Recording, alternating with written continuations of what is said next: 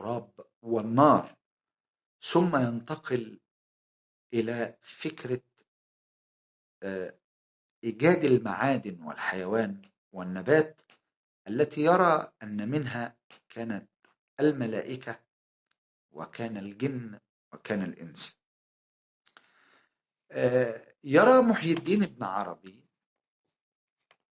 أن النطق والكلمات على اعتبار أن كل المخلوقات خصوصا الإنسان ما فيه إلا نفس من نفس الله، وهو كلمة منه يحق الحق بكلماته، كما يرى أن ما ينطق به الإنسان هو في الأصل من كلام الله، على اعتبار أن نفس الإنسان من النفس الكلية، ويقول أن نفس الإنسان من نفس الرحمن، ويرى أن الوجود يناله 28 درجة من درجات الحروف التي توجد في اللغة العربية، وأعطى لكل مرتبة من مراتب نطق الحروف اسم من أسماء الله تعالى، وأوجد في أن هذا النسق بكل هذه الأسماء إنما يخرج عن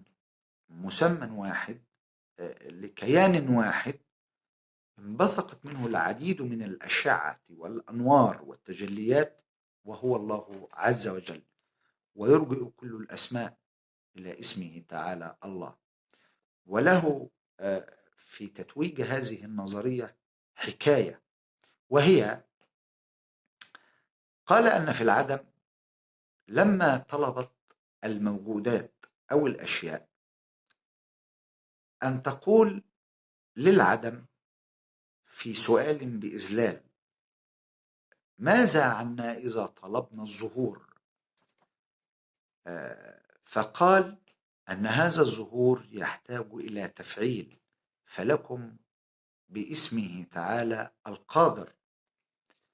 ولما لجأت هذه الأشياء مدعومة بسؤال من فكرة العدم لاسمه تعالى القادر، فأحال الأمر هذا الاسم، أحال الأمر، قال أنني كاسم محقق لإظهار فعل القدرة من إظهار هذه الأشياء من فكرة العدم إلى فكرة الموجودات، نحتاج إلى موافقة اسم أعلى وهو اسمه تعالى المريد.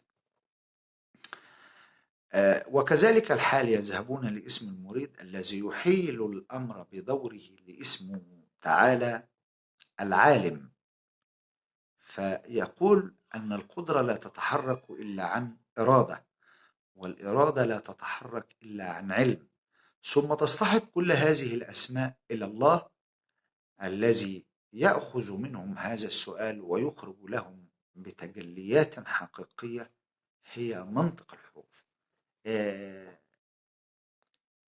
وبهذه الفكرة